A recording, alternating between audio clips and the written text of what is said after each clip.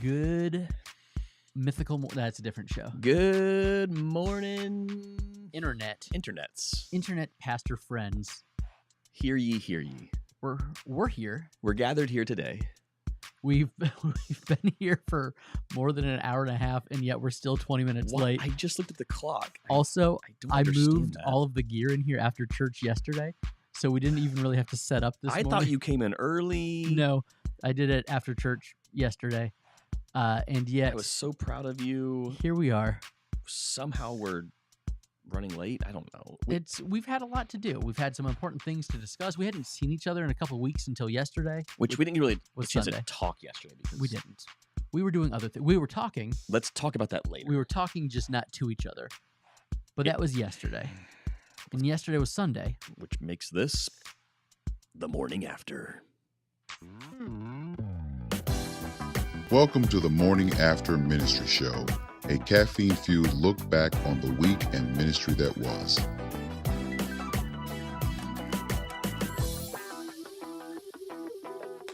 City Lights, we absolutely missed you. CJ says, what up, men? Theme song for the day should be Guess Who's Back? Back again.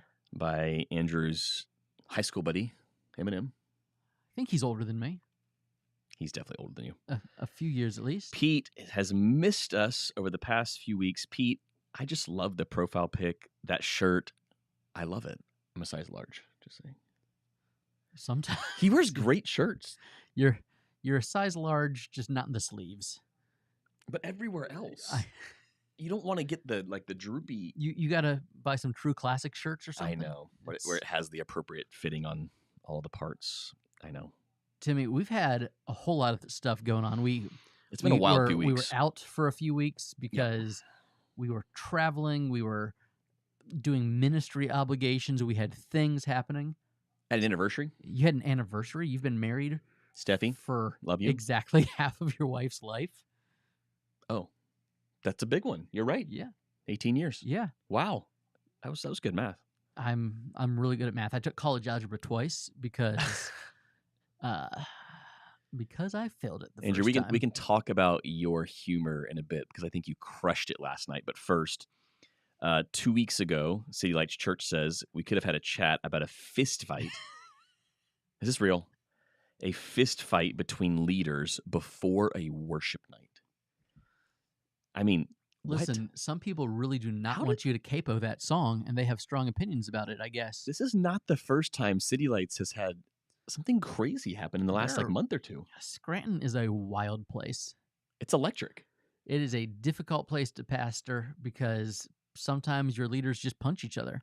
Okay, CJ says Eminem is 53. 53? Yeah, he's elderly. Ancient. That's wild. So much older than you, Andrew. He's a full decade older than me. So much older. See? He is not my friend from high school. He was very popular while I was in high school. He was very popular when I was in middle school. That makes sense because I'm 5 years older than you. Makes perfect sense. Almost to the day. To the weekend. Wow. 5 years older than you to the weekend. Yeah, we're October babies. Yes, we are. Timmy, the last time we talked here in front of these microphones, not the last time we talked. That would have been like 5 minutes ago. You were so excited that you could finally announce, because you had a congregational meeting 2 Sundays ago. Wow, it's a lot has happened. And you could not discuss your new associate pastor until the congregation had been informed. Well, here's the deal. Not only was Lakeview being informed, but his church was church. Yeah. And we didn't I don't know that maybe they did plan this because he told them, but we made the announcement on the same day. Basically, not quite the same time because the time zone thing. He's out west, so they would have had to have a congregational meeting at like 7 a.m., and I don't know that anybody would have showed up for that. But still, it's a pretty big, monumentous moment in the history of Lakeview Church. It's a big deal for us. Lakeview has never had a true associate pastor. No. They used to have a next-gen pastor and a senior pastor. Mm-hmm. They had a church planting pastor and a senior pastor. And the church plant pastor operated a lot like an associate pastor. But there was an ending date. Yes. There was an expiration date on that one. But this is a permanent position. This is a permanent, full-time role at Lakeview. And the process was extensive. It This was- was not a, hey, I'm going to call my buddy and see if he wants to come work for me. You I tried. would have loved to have done that. You tried, but I tried to do that. This one didn't quite work out. So we had the services of chemistry staffing on our side I've heard of them. with my buddy Matt Steen, I know who Matt Steen. He's a great guy. Matt was my direct contact through the entire process. He kept us in the loop. He signed, sealed, and delivered the final 5. Yeah. I think it was the final 5. They went through about 100 candidates. He said. Turns out Florida's popular People want to live here. for a Who- variety. It's who not knew? Tim. It's not just Lakeview. It's like people want to be in the free state of Florida. That's exactly what it is. It's Uncle Ronnie, our governor. That's what drawing all these people in. So Earl, I just saw what you have to say there. No, it's not Riley, I'm because hoping it's Riley. Riley has a He's got a new great position job. up in Georgia. However, this is an associate pastor of worship and discipleship. Mhm. And if Riley was leading a church in worship on a regular basis, that congregation would dwindle real quick. He's got a lot of gifts. Music is not necessarily one of them. That would Great guy though. that Love would, him. That would have been an issue. Riley and I had a great chat 2 weeks ago talking through the revitalization process and kind of the Lakeview playbook, so to speak. Yeah. It was really fun. I think we could have a separate conversation on this of being in a different stage of life as pastors where Yeah. we now have those conversations more than the ones we used to have. The conversations of, hey, how do I do this? Yeah. And- Which we still and- have those. Yes, There's still plenty of but those. it's weird because in my brain I'm still like the very young senior pastor, and it's like, oh no, this is my 10th year here, Wow. and there are people 10 years younger than me hmm that think I have something to contribute to them. That's scary. It's really weird. That's scary. It's weird to be old. It's what we do. That's what we do. So Andrew, we went through this process. We really started it. I mean, Yeah. that I started this process about a year ago. Yeah. We knew that it was basically right when Frank gave us the Cross and Crown launch date. hmm So we knew, okay, here's how much longer we have Frank as a regular preacher at Lakeview. As the number 2 communicator. Mhm. So Frank's been preaching at least once a month Yeah. since he's been on board at Lakeview. Now, technically he Since has not December of 24. Yeah. Technically, he has not been on staff at Lakeview since January 1 of this year. I've still However, been preaching he until yesterday.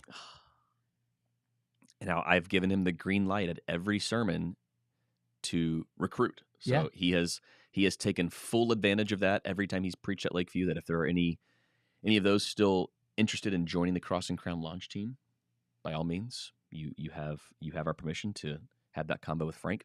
So yesterday was Frank's last Sunday preaching at Lakeview, which means we had a deadline of, okay, we know when we need to have this position in place. So the search began about a year ago. It started with me talking to you and then me making a ton of phone calls. And every time you would think of someone, you would say, hey, Tim, have you talked to this guy? Mhm. You would then pass on a number. I would make the call. We would have a conversation. I did this, I don't know, dozen or so, maybe more times whenever I thought, this guy's a potential, this is a possibility. And then it was like, wow, we should probably not be spending 50 hours a week doing the search process. We should probably It started to become a lot of hours, like trying to do some research, and then are they interested, and what's a follow-up question, and then internet sleuthing. yes, there was a lot of that between the both of us. So then around November, I realized, not only are we having to say bye-bye to Frank, we're also saying bye-bye to our outstanding worship director, Sarah. Which is a testament to Frank, but also like when you guys say that, as a church, you're holding things open-handed. Yep. When your worship leader's like, hey, I think me and my family is being called to go with Frank to plant, that means you have to prove that you're really holding things open-handed. Mhm. And Especially if you're saying to your elders, Yeah. to your staff, hey, if you feel led, hands are wide open, we're good. You go do Mhm. what you feel the Lord's calling you to do. There have been other pastors that I've talked to that have said that's a little bit crazy. but now 90% of the microphone time on a traditional Sunday morning, or not a tradition, but 90% of the people that touch a microphone that are not you are leaving That's at right. the same time. So Frank's last Sunday was yesterday, which was Sunday. Sarah's final Sunday is coming up at the end of May. So again, Okay. Wow. the timeline is here, like, that we are under the gun. The end of May is in 2 weeks. Yep. Two more Sundays with Wow. Sarah. So about November, I realized that we might need help here. Like my Rolodex was running thin Mhm. by about November. We had a guy that I thought maybe, and it just fell through. So I was like, okay, I was back to square one. So in November, I went to the elders of Lakeview Church and asked if we could bring on chemistry staffing. So we had Matt Steen come out. I think he did a Zoom with us to tell us about the process, what they do, how they benefit the church, and how they come alongside the church, and how they save us a lot of hassle in the beginning. Now, we still had a lot of work to do in the end, but we were helped out very much. I mean, I don't know that we could have done what they did in that short a time frame. There's just no way. It's one of my weird hobbies is looking at job You do this often. postings. Like, you know better than I do. I'll send Tim job listings all the time of, hey, and how neither of funny us is this? are looking to go We're not anywhere. looking. Yeah, we like our jobs. We happen to we're love good. our churches. But I also Zillow all across the country as well. Yeah. It's like one of my weird hobbies, Mm. and so I kind of look at church jobs like I look at homes for sale. Hey, Erica says, I wish Tim Wildsmith could have been persuaded. Don't think I didn't have that conversation, Erica. that would have been glorious. But They love Nashville. it's I always chuckle when I see the job postings from organizations like Chemistry or Slingshot Group or Vanderbloemen or whomever that always have the, hey, don't contact the church about this, contact us. It's in there. It's like very clear. It's very clear. Like, this church is contracted with an organization. Don't reach out to the church. And I'm always just fascinated by the lack of self-aware people out there Just don't care. that just don't care. And the emails that you would forward me from candidates that were like, hey, I got rejected by chemistry staffing, Oh, so I I got thought I several. would reach out directly to Several. you. And it's like, ooh, My first thing was I forwarded them to you. That was like, as soon as one came in, and it was, here's my resume. One said, I don't believe they listen to the Holy Spirit, so I'm following up with my own yeah. leadings. My wife and I usually. So And I'm like, this is The- why. Okay. the organization that the church has contracted said no. Yep. You said in your job posting, don't reach out to the church directly. But you know what? So I'm going to find the pastor's personal email Yeah. and This will do it. drop a YouTube link of me leading. For the worship. record, I didn't respond to any of them. That they were supposed to follow the rules. They weren't happy with the outcome. I'm sorry. It's, And then when I showed you most of these resumes, you were like, that makes sense. that makes complete sense that someone would lack the self-awareness to just go ahead and do that. It made me chuckle more than once. This has been a very entertaining process for me because Andrew's been right here the whole time. I don't have a Frank leaving or a worship leader leaving. Yeah. And so I don't have this looming date over my shoulder. I just get to laugh at the very But you awkward emails. like you love like knowing what's going Oh, I on do. at area churches. I Like do. it's And something. the minute that Matt Steen forwarded any resumes to you, Oh, they you were were right there. immediately forwarded to me. I should have just had him copy you on every email and I because I needed you to look through I these had things. LinkedIn profiles Yep. pulled up, and which is funny because can we say his name? Of course. Because Chris, who is the guy, We've already is, announced it. is fantastic. Chris is the man. When you got his resume, he is not a very online person, No, like, intentionally not online. and I am. You are. And I did some sleuthing and found It took you like 7 minutes. which is a long time for me. I thought so.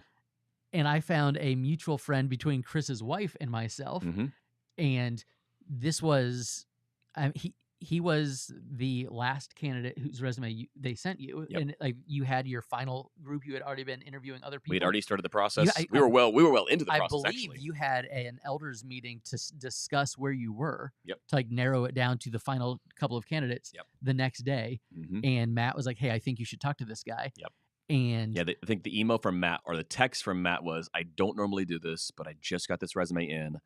I think you're going to want to talk to him." And I was like, "Well, we're already down the road with these 3 or 4 that you Mhm. sent us."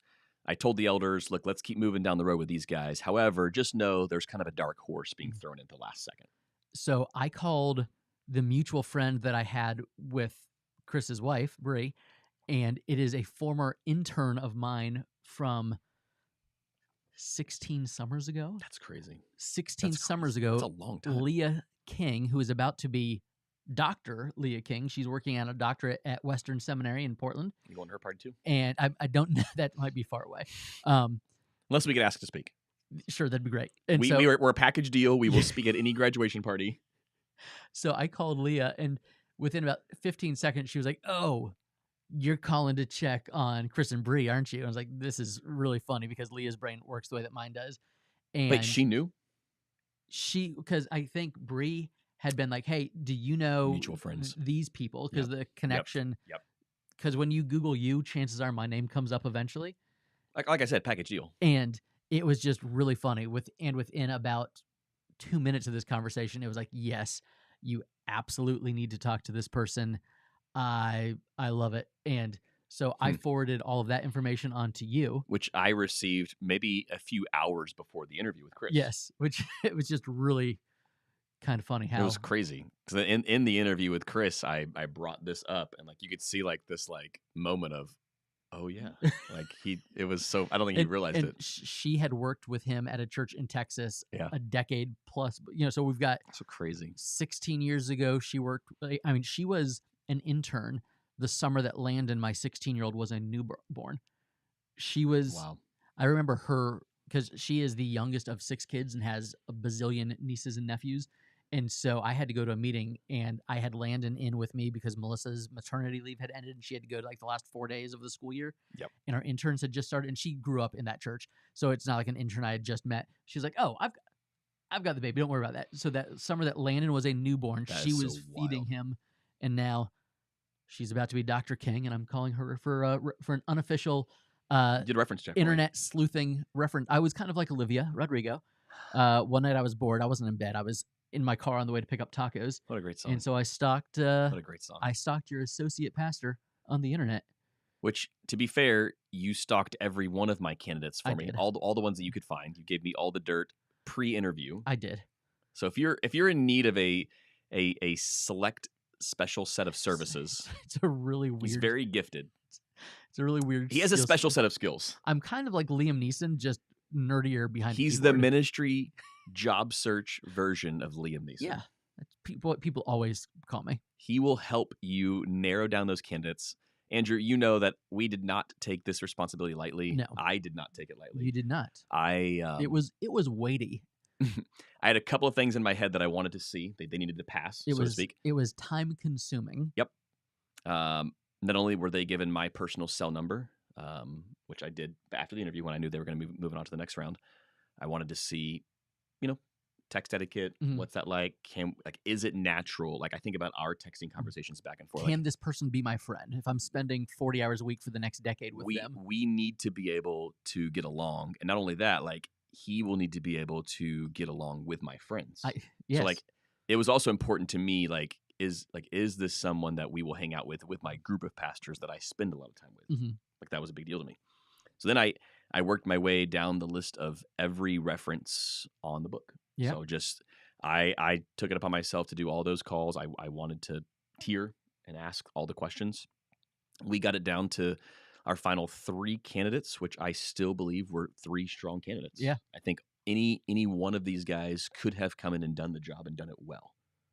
At the end of the day, it was just who's going to be the best culture fit for Lakeview. The competency was there. Agreed. Yeah. Oh, absolutely. The competency was there with my final 3. The skill set, the talent, the communication ability. I think all 3 of these guys could have easily come in and done the job. So it got really, that I was back and forth over this for quite some time. I think I reached out to you. I reached out to Matt. Well, and your elders were like, "Hey, yes, we are the committee making this decision, but That's not what they said. But this is you. This is on you." They said, "Tim, we will give you. We're here for any advice, any input, whatever feedback you want from us. But according to our bylaws and your job description, you are in charge of like we would hiring of new staff. We would say no if any of these people were not. If the Holy Spirit was telling the elders, "Hey, this person's not it," they would have told you. But the actual decision because again, you came down to Oh, three yeah. very strong candidates. No. Absolutely. Like they were very clear. If it was a hard no, they would have been like, Yes. Tim, this is not going to work. But we all felt good about our final three candidates. So Yeah. it really was, Tim, here's where we're at. If you want to have further conversations, that's fine. If you want to, do a face-to-face, that's fine. But we trust you with this decision moving forward. No pressure. Which puts a lot of pressure on you. Like you feel that weight of, oh, I've got to get this right. Yeah. So there was a lot of prayer, a lot of chats with Andrew, a lot of chats with my wife, because like she's got to be on board with this. Yeah. This is someone that's going to be spending a lot of time with not only her husband, but potentially with her family. So, we eventually got a date on the calendar for a face-to-face with two of the guys.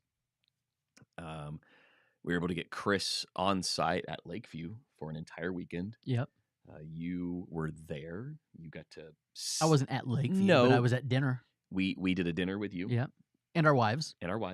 Chris and Bree, and Tim and Steph, and Andrew and Mel. And we're gonna start a reality show. It would be so much fun. I'm trying to calculate the amount of hours We that could call it 14 Kids and Counting.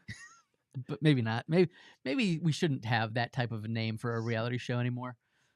Conservative evangelicals should just stay away from anything that sounds kind of like that now. Yeah. I think just that one weekend alone, Steph and I probably spent 20 hours with them. Yeah. Like bare minimum, I would say. We wanted to have that face-to-face time. Chris and I were chatting just about every single day, talking through the possibilities of what it would look like if he were to come to Lakeview. And then it was down to our final two. And this one pained me. It pained me. Like it was because you had to tell somebody, hey, so close, but it's not you. Because I did face-to-face with our final two.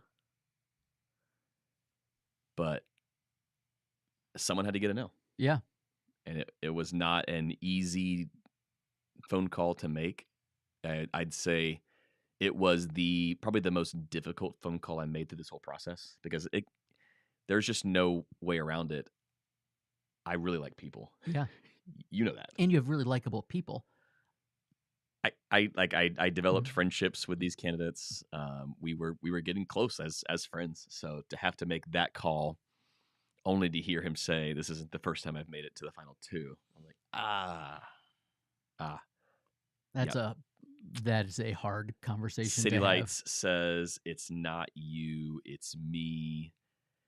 Look, the reality of the situation was that call was going to have to be made at some point in this process. I don't think I knew like the emotional attachment I would have to the candidates. Yeah. I guess I should have known that, because I'm kind of just that guy. Like I tend to, I don't want to say like I make friends easily, but I can make friends easily. Yeah. I like being around people. I tend to see the best in people. And when you are imagining and kind of like daydreaming of like, hey, what is the next decade of the church going to look like? And you've been putting that person's face and their skill set in that, then it's a weird thing, because it's almost like a ministry breakup. It was, especially after, there were many phone calls. We spent some face-to-face time together. A lot of prayer. Yeah. Between the search team and you, which were kind of de facto search team. I also had Stephanie in on the search team as well, my wife. Mm-hmm. She literally sat in the background of every interview we did. She just wanted to be, I was like, here's what the reality was. This, either I could record it via Plod, Zoom, whatever, give her the ChatGPT summary, which I did do that too, or Stephanie could just be in the room and I could acknowledge it on camera, as we did with all of our virtual interviews. Yeah. That's my wife. She'll probably text me some questions mid-interview and I'll ask them. And that's what she did. Like she just hung out. She would text me if she had any questions. And then it was awesome, because after the interview was over, I didn't have to You didn't have to go through the recap of, right, like I did with you, which I gave you like the high level. I think I sent you the actual interviews themselves, plus the summary. So you had access to all that. So you gave me great feedback. But Stephanie was literally in the room when it happened. Oh, and I would, every time we would see each other, I'd be like, hey, where are you at? Where are you on the tier ranking? Where's the Jerry?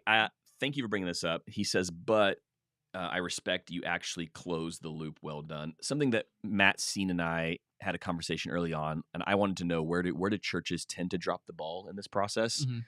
And he said, by far, it's a lack of communication with the candidates. They will just stop communicating, and then weeks or sometimes months later, reach back out and With say, the form email. sometimes though it's, hey, we're ready for you to go to the next step in the process. And it's like, wait a That's second, crazy. that was 3 months ago. Like That's- I've already interviewed at 3 of their churches. And Yeah. I'm like, I'm I mean, candidating. I've told you that the Sunday after I was hired at Faith, the church where I was the youth pastor for 6 years before coming here to Safety Harbor, the Sunday after I started there, I got an email asking that I come preach in view of call at like Keystone Community Church, Yeah. whatever it is, like right Right at up the road. 54 and Yeah. Dale That's so Mabry. crazy. Like, it had been a thing where it's like, what are you? How? You're asking. You're not. We haven't spoken in months, and now you're telling me that I am your candidate, and you want me to come and preach.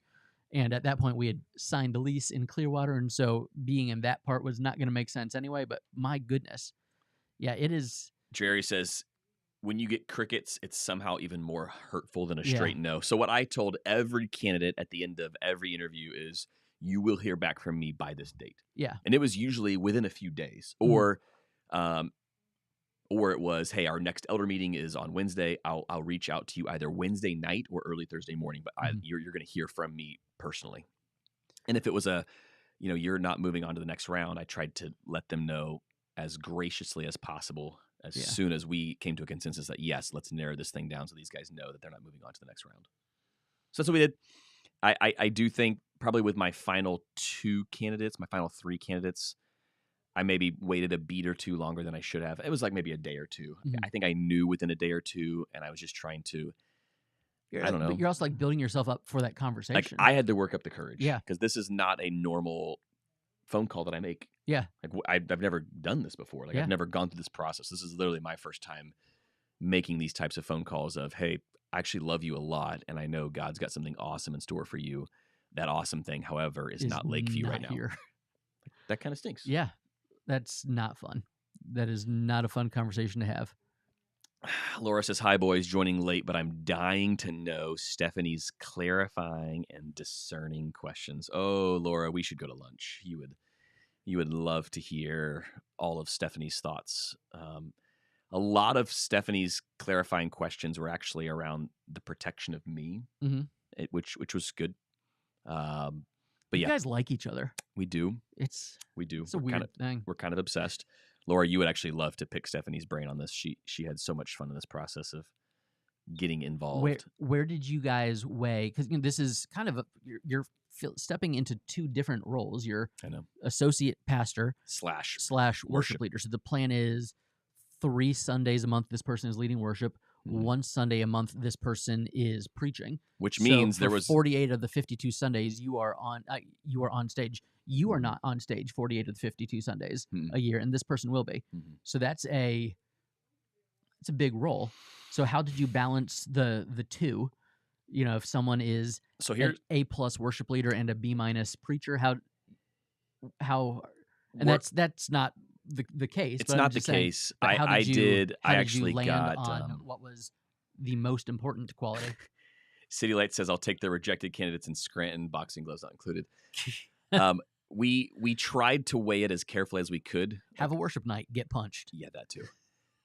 You needed to be able to preach, and you needed to be able to lead worship. Like that was my task to Matt Steen. Like he knew that going in. He said, Tim, this could take 18 months to get that level. It only took him 4. Yeah. Again, Florida helped. He said Florida helped a ton. But going into it, it was they have to be gifted at both. Yeah. Like I know it's a unicorn. So we actually had a backup plan. If that didn't work out after 6 months, we were going to basically hire part-time worship and then just go for a full-time associate who we know can preach well. But we asked for basically a unicorn. We were given 4 or 5 unicorns. We also knew that because this guy's going to be on stage a lot, he cannot lead worship while preaching. Yeah. Like that's not a possibility. And I didn't want to put that pressure on our volunteers to, hey, at least once, maybe sometimes twice a month, you're going to have to, like our volunteers will have to lead an entire Sunday or 2. So I went to the elders and said, look, we have a part-time guy who's open to doing this. He's already a member of Lakeview. He's led worship elsewhere. The Lord brought him to Lakeview for just the for, right for moment. such a time as this. I'm preaching through Esther right I now. mean, you so. can say it. You can say it right now. So I approached James and said, "Hey, James, will you go through this process with chemistry staffing, with the goal of you potentially being our part timer that's coming on staff?" So James went through the process. It was a very easy yes for James. Yeah. He's got the skill set. He's got the talent. He also is already connected well with Lakeview. Like our people have already fallen in love with James. So that was a very easy yes. So we brought James on board part-time, which he will be doing something that's really fun. Not only will he be leading worship on Sundays, specifically the Sundays where Chris is preaching, he will also be leading worship every Wednesday for our student ministry. There you go. So we've tasked him with building out our worship team in student ministry. And that gives you... That's the idea is a deep bench. I was going to say a minor league system. That's not, but it's raising up future worship leaders in the church as well. We want students on stage on Sundays, and we thought, man, what a better place to start than on the student ministry stage on Wednesdays to get trained up by James, who just so happened to be on staff at another church. Get this, his role was youth worship leader. So he was already in charge of doing student worship at a much larger church out in Seattle. So it's in his skill set. I worked at a church once that had a full-time youth worship leader. Can you imagine that? That was wild. We also had 4 full-time middle school pastors. That's so crazy. There's not even 4 full-time middle school grade levels, and yet there were 4 full-time middle school We don't pastors. even have 4 full-time employees at Lakeview. That's crazy. That's wild. That is so, well. that is so wild. I'm glad we can talk about it now. I'm excited to have Chris here with us some Chris Mondays coming forward. He's already agreed. He's in. So Chris has accepted. He will be officially starting June 15th. He has to move about 2,000 miles. He's venturing across the country from Sacramento, California. I've heard of it. All the way to the Sunshine State. There we go. Free Sunshine State. Yes. You don't have to pay for the sunshine. It's free. There's a lot of other free things too. Housing isn't cheap, but the sunshine's free. Housing is not cheap, but the Lord opened a few doors there too, and they were able to secure a really sweet place. Nice. Thanks to some awesome Lakeview realtors. Lakeview's sweet like that. You should have a Lakeview Realtor Association. Lakeview's just sweet like that. So we're stoked to get Chris on board. He and I have been chatting every day. He was texting me yesterday. What a guy. Asking how the anniversary weekend went, and it was really sweet. So in just a few weeks, about 3-4 weeks? Yeah. I think he comes in the week before that. So Chris, if you're watching, if you're bored, that week you come in town, Andrew and I would love to take you out to lunch. I'm ready, especially if Tim's paying. Introduce you here to the Morning After Ministry family. That's where all the cool kids hang out on Mondays. The comment section gets wild. We'll let them just go off the rails and ask whatever they want, and we'll have a fun get to know you session. There was one idea that someone on staff floated around. It was a version of the Spicy Chip Challenge, where us 3 on the morning after, we do a spicy wing challenge where we have to answer your questions while eating potentially the spiciest wings we can find. Timmy, I've got some heartburn issues these days. Like I went to the emergency room back in August, and So you're not open to the meet and greet spicy wing challenge. I'm not open to feeling like I'm having a heart attack. It's very painful. So you could ask the questions. I mean, you can moderate. Maybe. While Chris and I partake. I'll eat Caribbean jerk wings from B-Dubs. That's a thing. Pete says yes. Maybe we'll bring in Pete to help with this episode. I mean, I do love being on camera. I know you do. So, speaking of Pete, did you know he wrote a book? I did. I'm just saying. I may or may not have been given an advance copy. I may or may not have written a foreword for the book. It's pretty exciting. It's coming. Pete, as soon as the book is in hand, we want it on the show. Like you got it. It's that good. It's that good. Tim, I did not have that whole lengthy process. You did not. But last weekend, I went to Texas. You did? For 36 hours. Now, did you tell your friends in Texas? Because you have a history of this. I put it on the Book of Faces, and I said, hey, everybody. And I knew exactly why you did that. Because the last time you went, you were a jerk. And someone reached out and said, wow, you were 3 miles away from me, and I didn't know. It was Earl, and he texted me, guess when? When I was on the plane coming home. Earl, that's on you. That is on you. I was in Texas for a grand total of 36 hours. I landed at 8 a.m. Friday morning, and I was preaching on Sunday morning. I would have been there longer, but my kid was the lead in a school play. Christian school plays are just fabulous. It was the prodigal son as a circus metaphor. He was the prodigal clown, Uh, and it was uh. exactly what you think it would be. But Yep. nevertheless, when your kid is leading the school play, Yep. you don't get to leave Thursday. You have to go out Friday. So, but I had an event I was required to be at by 10 a.m. Friday morning. And so I landed at 8 a.m., got to South Dallas by 9:30 a.m. and had all of the things. And Timmy, I didn't go to my graduation 10 years ago when I graduated from Dallas Seminary. You had a lot of little ones. I did. It was very and difficult. It was a whole ordeal. But Tim, you'll never guess what they gave me. Hopefully a diploma. Hopefully something shiny, something beautiful, something meaningful. I don't know where the other one went. I have two of these, and the other one must have fallen. They gave me A baton? a baton. At least it's got the DTS seal on said baton. Can you see that? It's very pretty. Now, I'm guessing. Okay, yeah. I have two of them Look at that. and a stuffed dog. Look at that. Worth it.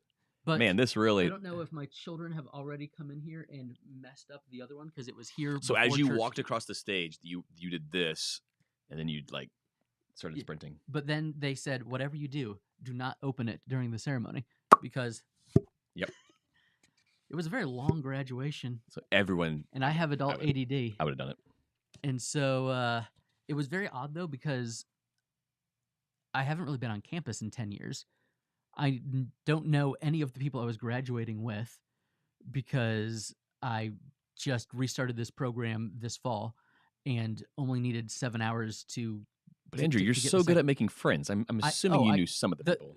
No, I knew way more of my former classmates. You knew more of the faculty by this point. Yes, like at this point, my former classmates are faculty members. Like Yep. one of the vice presidents of the school is a guy that I knew as a student. I'm like, how are we that old? But We're so old. it was pretty funny because the guy who I ended up sitting with, whose name was like Andrew Lawson, so Lawson.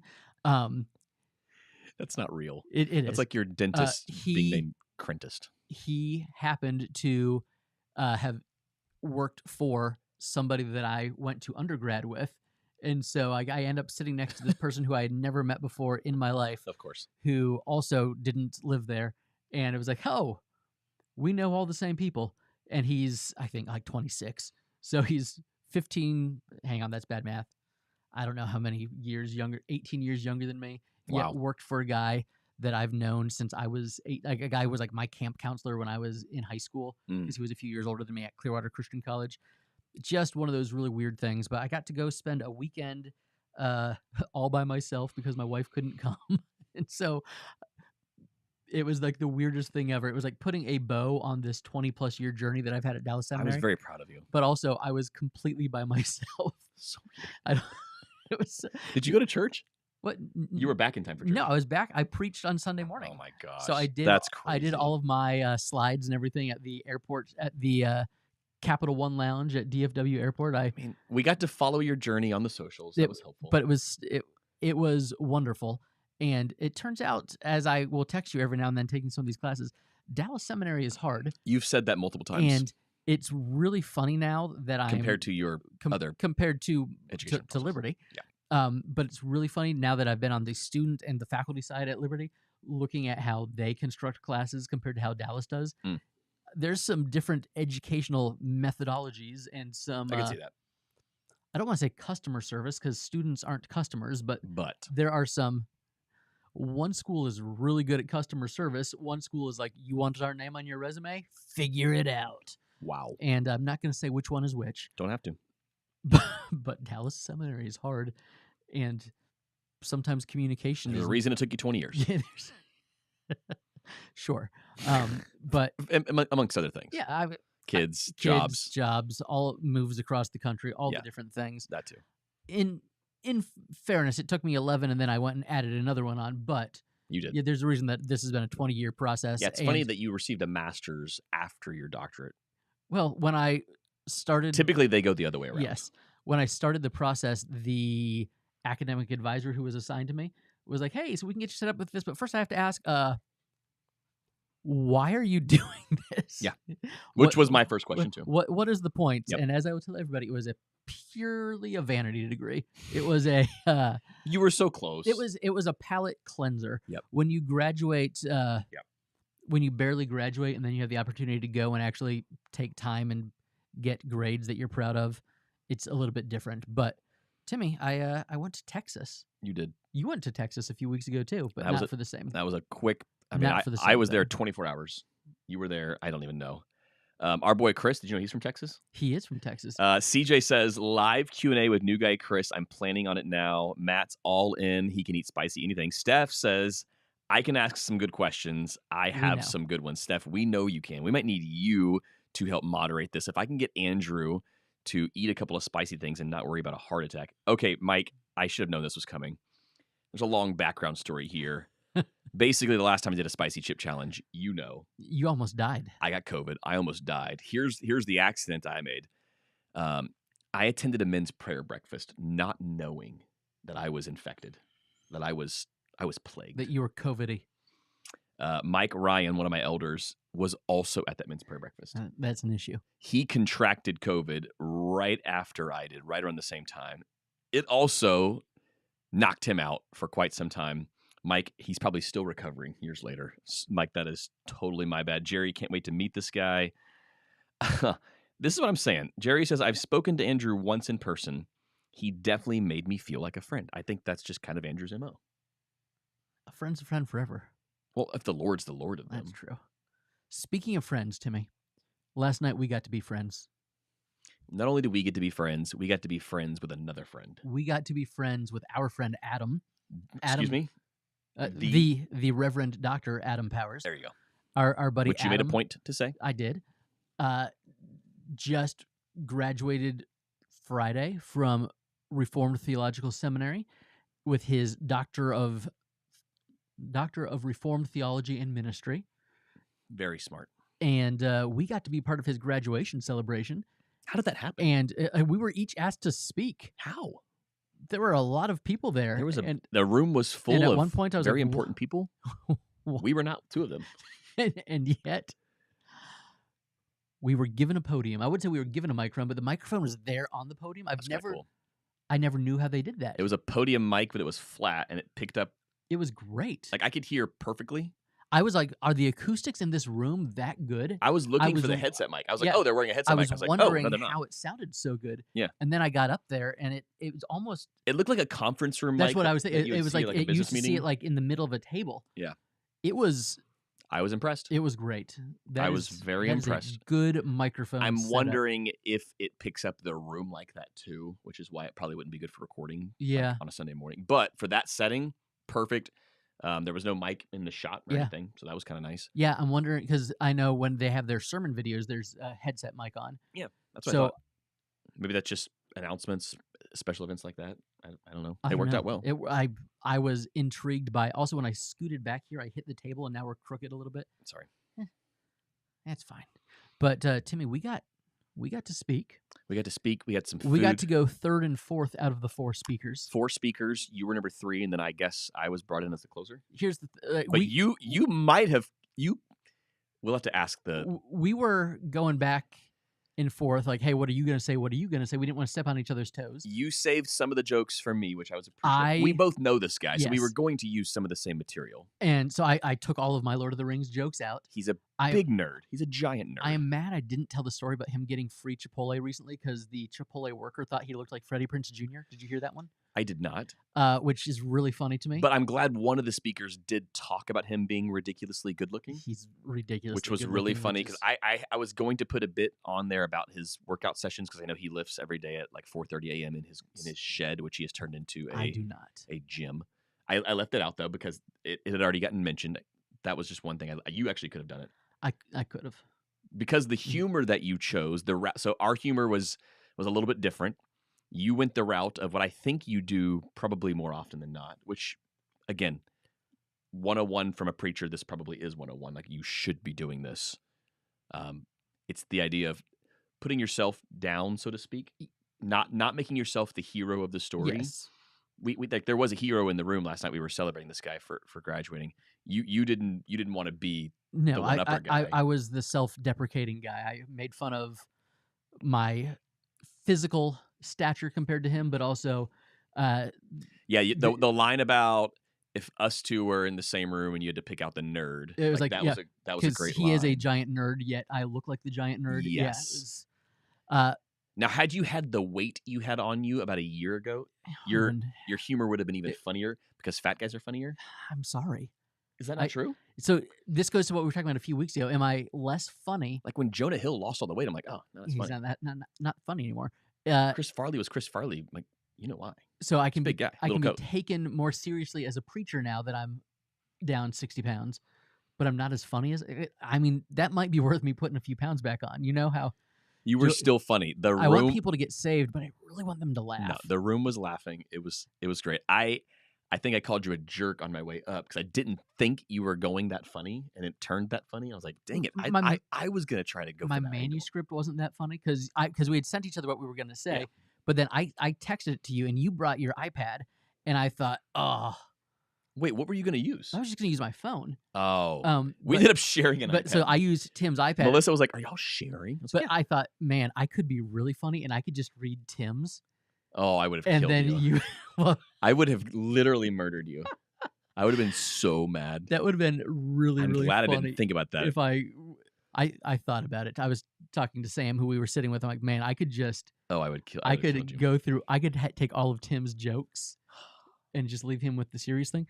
But I'm glad you didn't do that. so we went with the funny. Went with the funny. Which is good that we went last because the guy at the beginning went with the serious. Very serious. And we're looking at each other like, oh no. I thought we might be in the wrong room. Were- Like it was a 7-pointer. I was like, oh my gosh. Were we supposed to be serious here? He had like Bible verses and I prayers. don't think you bring in Tim and Andrew And I because was you like, want the serious. I don't know. Ha ha ha. Adam's smart and handsome. I think I even tried to pull out like a Lord of the Rings voice at the end there. Did you see Will Ferrell as a Hobbit on SNL? Oh my gosh. All the Will Ferrell stuff recently has been Well, popping in my feed. he was hosting SNL It's so this good. weekend, and there was like a Lord of the Rings sketch. There's another sketch that we can't talk about, but I think you know which one I'm talking about. There was a the medical sketch. There was a mishap in a Yes. surgery that I watched last night, and I also let my laughing way too hard. 16-year-old stay up to watch SNL For Will, with Dad because Will Ferrell was hosting, the best. and when there's a Beatle, you know, how many more times do we have to see a Beatle play live? True. And so, and when that is the first sketch, I need to show my son. He will find it humorous. my child laughed very, very hard. Probably harder than he would have if he was in the room last night. I guess I need to see the Lord of the Rings sketch though. I was hoping Adam has seen it. I don't know, but We'll send it to him if he hasn't. it was great that we got to do that thing together. But it's also like, yep, people just associate Andrew and Tim. The best together. part was like Adam was thanking everyone in the room, and he was like, you know, all the individual thank yous, and he got to the speakers, and he's speaker 1, speaker 2, and then he got to us, and he said, and Andrew and Tim, like, and Stephanie looked at me, and I was like, we're always a package deal. Like there was no like individual Andrew, individual Our Tim. poor wives, because they knew they think that they're the package deal with us, but no, the world sees us as we are the package. It's great. It's the way it should be. I'm like, I guess they wouldn't invite one without the other. I was honored to be there. It was and great. I'm It was a fun very night. proud of my friend Adam, and it was a really cool event. And Chad, we were wondering if you were going to be there. Then we saw your social media post about preaching in Memphis, and I assumed you were not hopping on a private jet to get back in time. Chad, I must ask, do you have a favorite version of walking in Memphis? My children know that as we drive through Memphis twice a year because my wife's family is in Arkansas, and I play every recorded version of Walking in Memphis as we drive through Memphis. My wife really hates the Cher version. I'm sure your kids love and it. It's one of those things that they pretend to hate, but secretly they will remember Dad singing about the blue suede shoes and boarding the plane, touching down in the land of the Delta Blues in the middle of a pouring rain each and every summer as they drive to visit a their core memory now grandparents. for the It's Larson family. One of those songs. It's, as someone who doesn't particularly enjoy the city of Memphis, it is one of my favorite songs of all time. It's a great tune. Timmy, it's I know. It's 12:11. I'm getting hungry. This is one of our longer episodes. I'm getting hungry. And we didn't even talk about your ordination coming up in a few weeks. We'll hit it next week. It's coming. It's gonna happen. It's gonna be happening. great. I'm in process right now. You did a little An interview with me this morning. evaluation. An evaluation He is the right word. passed. He's fine. I'm He's having good. my follow-up evaluation with Mark Frank. Mark Cohn. That's like the definitive version. It's his song. You should check out the Lone Star version. Lone Star. You think of them as just amazed. Only no, one man would dare. There's so much more than that. Also, I saw them at Epcot a few years ago, and they were spectacular. Lone Star. Listen, we'll see you guys probably not next week because it's Memorial Day, and my wife is out of town, and I'm solo parenting. You've got a lot of boys. I have so many boys. You only have one. But here's the thing. Eventually, we'll do this every Monday again. It's and coming. when I say eventually, probably September, because Summer's wild. summer's Summer happening. gets wild. But Yep. we'll be here for a couple weeks in a row in June. Mhm. You should just rejoice that you're stuck with us. Summer's almost here. I hope you're ready. We miss you. We'll see you probably in 2 weeks. It'll be great. See you soon. Bye, y'all. Later.